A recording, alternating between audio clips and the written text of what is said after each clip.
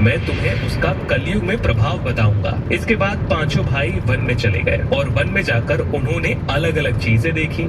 जैसे जब युधिष्ठिर भ्रमण पर निकले तो उन्होंने एक जगह पर देखा कि हाथी के 2 सूंड थे। ये देखकर युधिष्ठिर के आश्चर्य का ठिकाना नहीं रहा। अर्जुन दूसरी दिशा में भ्रमण पर निकले।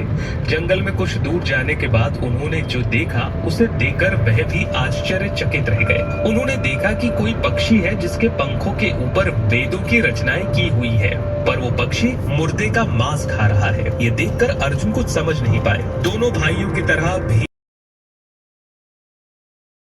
वो भी आश्चर्यचकित कर देने वाला था।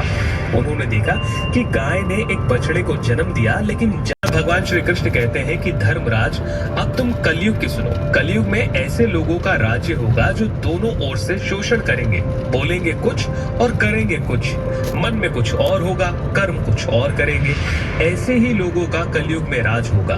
तुम कलयुग आने से पहले तक अपना राज्य कर लो। युधिष्ठिर के बाद अर्जुन ने कहा, मैंने जो देखा वो तो और आश्चर्यजनक था। मैंने देखा कि एक पक्षी के पंखों पर वेदों की रचनाएं लिखी हुई हैं, पर वो पक्षी मुर्दे का मांस खा रहा है। श्री कृष्ण कहते हैं, कलयुग में ऐसे लोग रहेंगे जो बड़े ज्ञानी कहलाएंगे, विज्ञान की चर्चा करेंगे, लेकिन उनके आचरण राक्षसी होंगे। वो बड़े पंडित और विद्वान कहलाएंगे, किंतु ये देखते रहेंगे कि कौन सा मनुष्य कब मरे और उसकी संपत्ति हमारे नाम